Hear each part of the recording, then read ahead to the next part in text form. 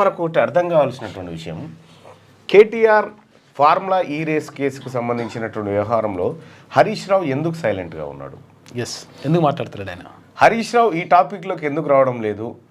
ఆ ఫార్ములా కేసుకు సంబంధించినటువంటి వ్యవహారాన్ని హరీష్ రావు పట్టించుకోవద్దు అనుకుంటున్నాడా, లేకపోతే బామ్మాడిది పోతే బాయతి ఉంటే నేనే కదా అనేటువంటి ఆలోచన ఏమైనా ఉందా? హరీష్ రావు ఎందుకు సైలెంట్గా ఉన్నాడు ఈ వ్యవహారంలో? ఇది ఇప్పుడు అసలైన ప్రశ్న బీఆర్ఎస్ పార్టీలో. గతంలో నుంచే ఏసీబీ కేసు నమోదు చేసినటువంటి డిసెంబర్ మాసం నుంచి ఇప్పటి వరకు అనేక పరిణామాలు చోటు చేసుకుంటూ వస్తూ ఉన్నాయి.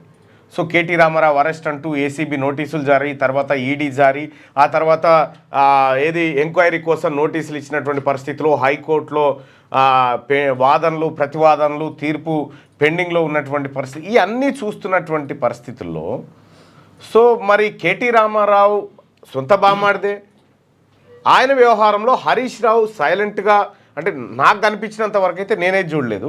బహుశా ఈ విషయంలో మాట్లాడలేదు, ఎక్కడన్నా మాట్లాడుంటే నేను కరెక్ట్ చేసుకుంటా, అది అట్లా తప్పేం లేదు. మెడికల్ స్టూడెంట్ ఈ కార్ రేసు పెండింగ్లో ఉంది అన్న అని చెప్పని అంటున్నారు. హరీష్ రావు ఈ కేటీ రామారావు గురించి హరీష్ రావు ఈ కార్ రేసుకు సంబంధించి హరీష్ రావు ఎక్కడైనా స్పందిస్తున్నారా? మీరు కామెంట్ రూపంలో తెలియజేయండి బాయ్ సాబ్. వాస్తవానికి నాకు కూడా తెలియదు, నేను అంత అబ్జర్వ్ చేయలే. ఆయన ఆ మాట మాట్లాడడం చూడలే. ఎంతసేపు రైతులు, రుణమాఫీ, భరోసా, కౌలు రైతులు వీటి గురించే మాట్లాడడం నేను చూసిన తప్ప, కానీ వేరే విషయాలు అన్ని మాట్లాడుతున్నాడు కానీ ఇది మాట్లాడలేదు. మరి ఏమన్నా మాట్లాడితే అట్లాంటిది ఏమైనా ఉంటే దయచేసి నా దృష్టికి తీసుకురండి, నాకు తెలియనటువంటి. మాట్లాడకపోతే లైన్ క్లియర్ కోసం ఎదురు చూస్తున్నట్టు లెక్క.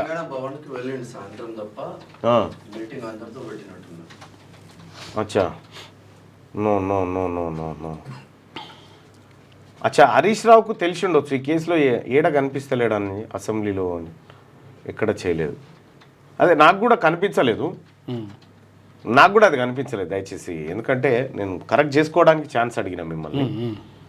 నో లేదని చెప్తా ఉన్నారు. వికారాబాద్ బీసీ టోటల్ జనాభా ఎంత అన్నీ చెప్తా బాయ్ సాబ్. ఇలా నిజామాబాద్ అర్బన్ ఉంది, అర్బన్ తర్వాత మిగతా అన్నీ చెప్పుకుంటూ వస్తాం. నా విఆర్ఓ నోటిఫికేషన్. హరీష్ రావు ఎక్కడ మాట్లాడట్లేదు. బహుశా ఈ వార్తలు అయిపోయిన తర్వాత ఎక్కడన్నా మాట్లాడితే మాట్లాడుతుండొచ్చు. సో మరి నేను మాట్లాడడం లేదన్న హరీష్ రావు, మాట్లాడలేదు, నేను మాట్లాడడం లేదు అన్న హరీష్ రావు. ఓకే, నో అంటూ. దయచేసి మార్నింగ్ న్యూస్ చూస్తున్నటువంటి మిత్రులారా ఈ లైక్ బటన్ క్లిక్ చేయండి, అలాగే షేర్ చేయండి. హరీష్ రావు ఎందుకు సైలెంట్గా ఉన్నాడు?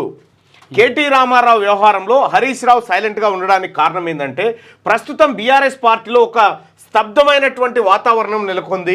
దాంట్లో ప్రధానంగా ఏంటంటే, నిన్న మొన్న మనం పేపర్లలో చూసినటువంటి వార్తలను ఒకసారి గమనిస్తే, బీఆర్ఎస్ పార్టీ చీఫ్ అయినటువంటి కేసీఆర్ ఫామ్ హౌస్లో ఏడాది కాలంగా, ఒక్కరోజు కూడా కాదు, ఏడాది కాలంగా ఆ ఫామ్ హౌస్లో ఆ చెట్టు కింద కూర్చునే బదులు ఏమైనా హిమాలయ పర్వతాలలో ఏమైనా గుహకాడ కూర్చుంటే అదో రకమైనటువంటి వాతావరణం ఏర్పడుతుంది.